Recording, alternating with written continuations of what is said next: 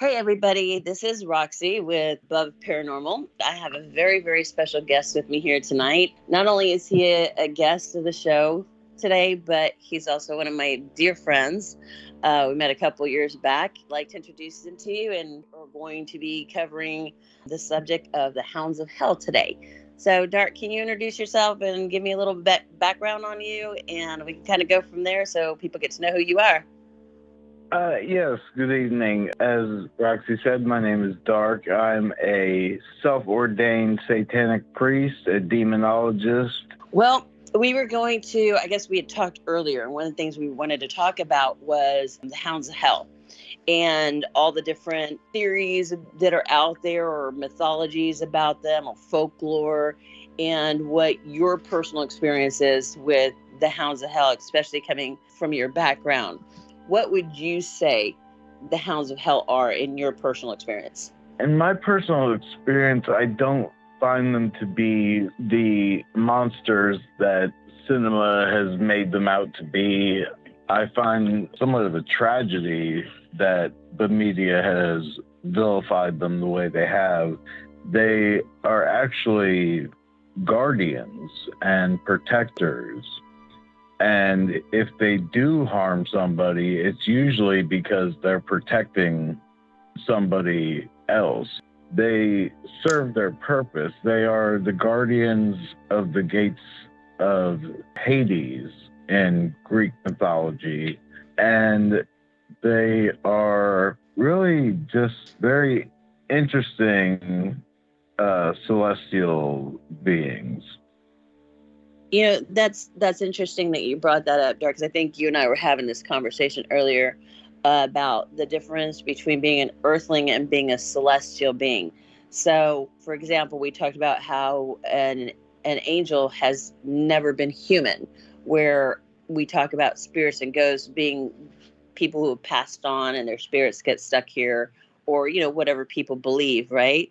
So, Yes. being an earthling means at one point you were flesh and blood, but being a celestial being, you were never flesh and blood.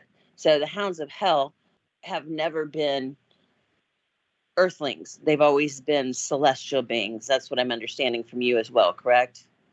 Yes. So, what do you think about like movies like Supernatural, where they talk about they make a deal with the devil at the crossroads, and then, the Hounds of Hell come and get you after you make the deal with the devil? Is that something more cinema, Hollywood type thing?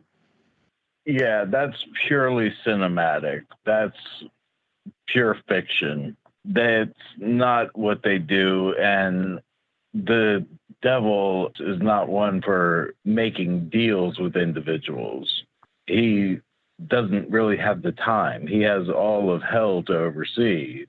He doesn't really have the time to pop up on Earth and go, hey, let's play a game of let's make a deal. Yeah, that kind of always sat kind of weird with me too. Now, maybe if it was one of his minions that he sends out, okay, I could get that. So yeah, in Supernatural, once they come for you, the Hounds of Hell, they're just gonna drag you down into hell. When you watch all the different ways that they've portrayed the Hounds of Hell, I've seen them both where they're like individual, hounds, right? They actually always Yeah. depict them looking like wolves, but right, individual. Yeah. But I've also seen them depicted with like one body and three heads. What is it that in what you believe and what you've experienced? How do you see the Hounds of Hell? They have one body, they have three heads, their eyes glow red, and they have this. I almost want to call it like it looks like a tail of a dragon type of thing. It's very interesting. It's almost like the tail of a lizard or something like that. It's very unique. Do you think they could separate if they wanted to? I believe it's possible, but I feel that they're stronger if they're united. Okay, well, that makes sense. So I know I've had my personal experience with the Hounds, and I would definitely agree with you that they are guardians, they are protectors. as long as you ain't doing anything bad. I see the same thing that you do. I see them as protectors and guardians if they're called upon by somebody who knows how to, I guess, to blow the dog whistle, so to speak. Yeah. What has your personal experience been with the Hounds of Hell? I have conjured them in the past, and it had wonderful results. They did what I asked of them. They protected you, No, and they did protect me. And I told you that I saw them and I heard them, and you could literally feel them breathe on you when they were there. And it's nothing like, I agree with you, it's nothing like what Hollywood, the cinematic thing was. Oh, they had a horrible breath, the stench of death on them, and it wasn't anything like that at all. I actually part of me wanted to pet them, but I figured that would be a bad thing to do. I wasn't really sure if I should be petting the Hounds of Hell, so I just kept my hands to myself. actually, if they are there to protect you and you see them as you were able to, if you pet them, if you would have reached out to touch them, they probably would have taken it as a sign of gratitude and acknowledgement. I don't believe that they would react in a negative manner, given that they were there to protect you. I don't think I felt like it would have been in a negative manner. I think it just, that, Wayne's World, we're not worthy. you know, Yeah, it was just one of those things that I really wanted to, but I was like, maybe you shouldn't do that because they're not like you. They're completely different. They're not like your little pet dogs in the house, right? They were yeah, magnificent creatures. yeah. They are a sight to behold. They are, and I've seen things on the internet where they talk about the them being spotted by different people and things like that. I mean, it's interesting to see. I don't know. Some of the pictures you see of them, it looks like a wolf. You know, there was a picture I saw earlier. It looked like a black wolf, glowing red eyes with a spiked collar on. Yeah, that's right, because Hell is known for pet smarts and selling pet dog accessories. You know, so it just, it's all this cinematic BS, and it just, I think it's really sad that they give them the negative reputation that they do, because in my experience with them, and I've had repeated experience with them, they have always been very kind, very, they're a force to be reckoned with, obviously. But if they're there to protect you, then they're going to do that. And I really pity anybody who poses a threat to the person they're protecting, because in that case, in that particular scenario, they have been known to kill, but that's their job, to protect the individual. I can tell you that my one experience with the hounds, um, you could feel them like when they would walk around because they would circle me and they would circle me. And I knew they were doing it to protect me, and they would circle and they would circle. But you could literally almost feel their feet hit the ground, just like that. Poof, poof, poof. And then every once in a while they'd turn and look at me. Well, one of them would, one head, and I could feel the breath, just the warm breath on my neck. I really could not see them. I could see them in my head, but I could not see them physically in front of me. But I knew where they were at, and I could feel what they were doing, and they just kept going around and around and around and around until they felt everything was okay, and then they were gone. And just as quickly as they showed up is as quickly as they were gone. And that was one of the most bizarre experiences of my life. But not one that I would ever pass up in a million years. I just thought they were incredible. So let me ask you another question. What exactly? Okay, so they talk about the Hounds of Hell being the guardians to the gates of Hades, right? Their job as the guardians of Hades is to make sure that the dead don't escape. Is it to keep the dead in or to keep the living out? To keep the dead in. Yeah, they are there to guard the gates of Hades, almost to act as a warden, to make sure that none of the dead can escape. Is that more because, for example, in the story of Hercules, right, going down into Hades, is that because sometimes people just want to come back for their loved ones or something like that, and they sit there and go, "Nope, you can't. You're here now. You can't go back there anymore." Yeah, more than likely. That's what I've always believed, and given my experience with them, that seems accurate. Now, it is some of the things that I've read online about them in the past, and it says they'll call them the bearers of death because they were supposedly created by ancient demons to serve as heralds of death. According to legend, seeing one leads to a person's death. Sometimes it is said to be once. Others times requires 3 sightings for the curse to take effect and kill the victim. The factors make the hellhound a feared symbol of bad things that are about to happen. So, what is the bad things? Is that just death? Is that what it is? Yeah, it basically. But see, that's not accurate either because the angel of death is Azrael.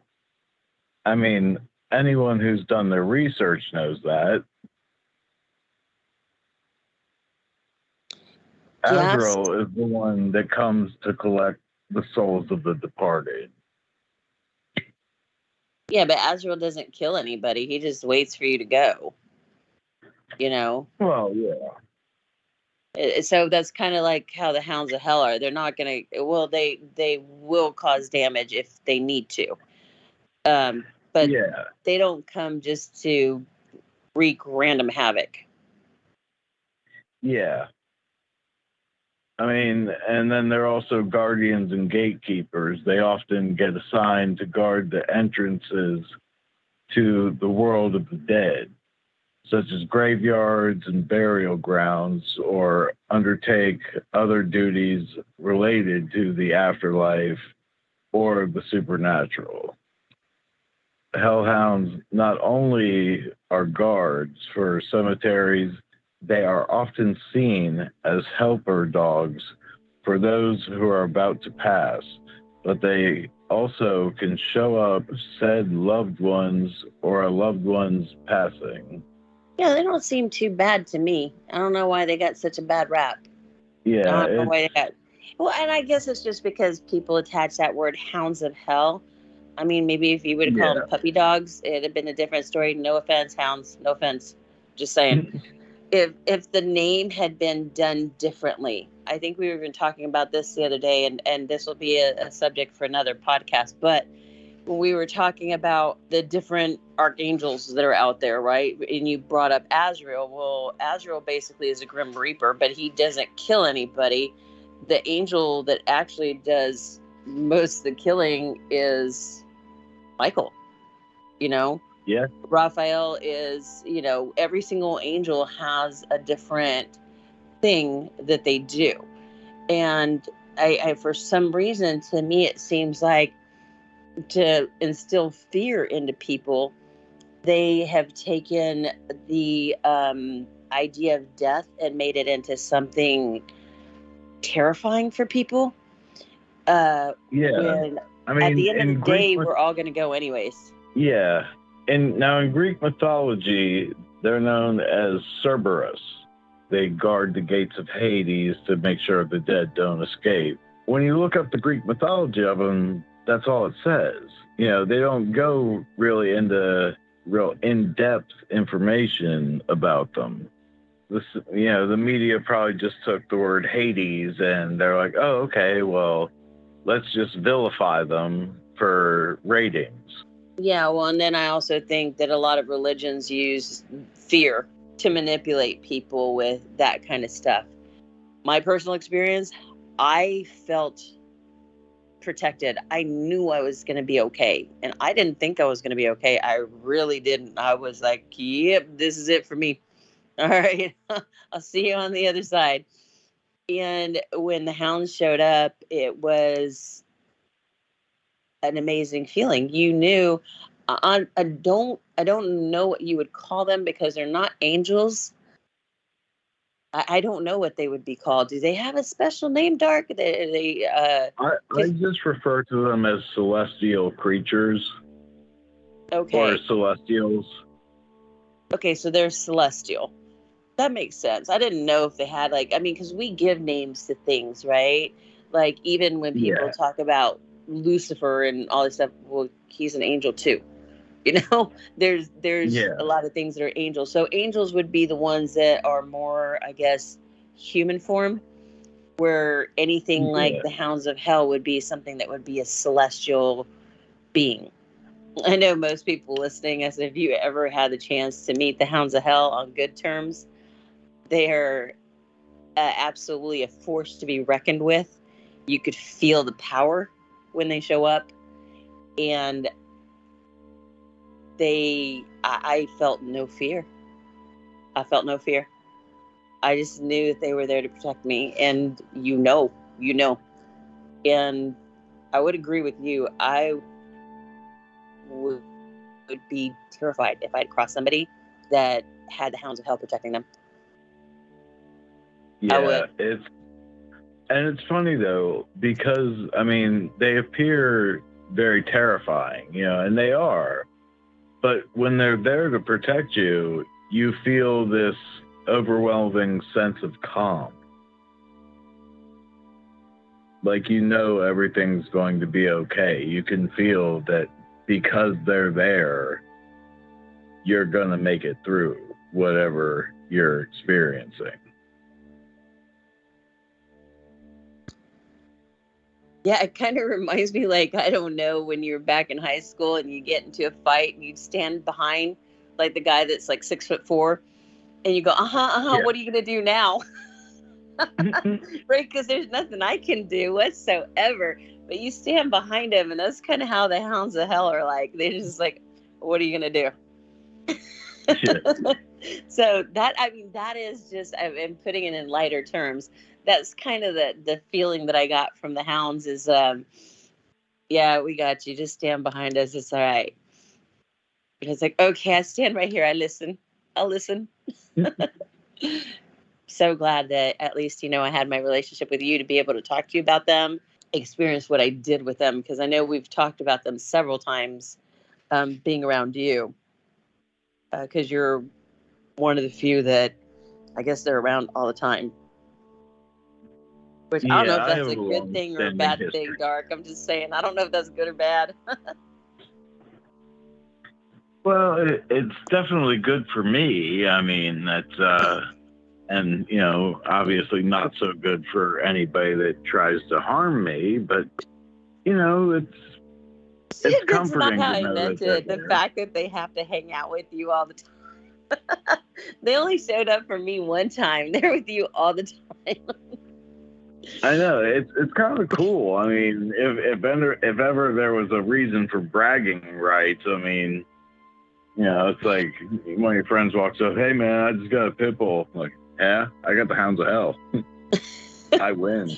Hey, did you ever, when you were showing me some of the video that you have from your apartment, did you ever, I know we've gotten a lot of stuff on there on the videos, did you ever get anything with the Hounds on there? I know we had some audio stuff, but did you ever get anything visual with the Hounds? Not on camera, no. I've caught a outline out of the corner of my eye once or twice, but never a direct view. And I have yet to capture anything on camera. I'm eagerly awaiting for the opportunity to arise. Well, they're probably a lot smarter than us, so I know that they have made themselves known the times I've talked to you vocally, where you can hear them, that's about it. And they just sound like they sound like a dog. They do sound like a dog. And I know you don't own a dog, so. Yeah, still working on that one, but maybe someday. Well, Dark, I really, really appreciate your time talking to all of us about this. And I'm sure if anybody has any questions, they can absolutely contact us at aboveparanormal.com. Dark, is there anything else you want to say before we kind of wrap this session up? Thank you for having me as your guest this evening. It's been a wonderful experience. We'll be more than happy to come back anytime you like. I love you so much, and we will be in touch. And this is Roxy from aboveparanormal.com. Looking forward to seeing you guys on the next podcast.